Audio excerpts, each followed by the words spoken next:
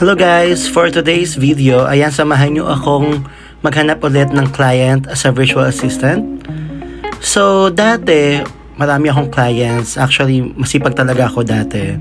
Then life happens, tinamad ako ng tinamad, and nawalan ako ng client.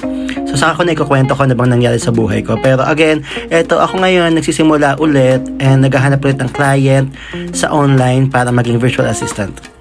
Kung tatanungin nyo ako kung saan ako naghahanap ng client, online jobs PH talaga ako naghahanap or nag-a-apply kasi medyo marami nagre-reply sa akin doon. Then i-update ko kayo sa mga mangyayari sa application ko sa mga susunod na araw. So sa lahat ng gusto maging VA or mga naghahanap ng trabaho, good luck sa atin. So yun lang, samahan nyo ako sa mga susunod na araw kung makahanap nga ba ako ng client. And good luck sa ating lahat. Bye! Salamat!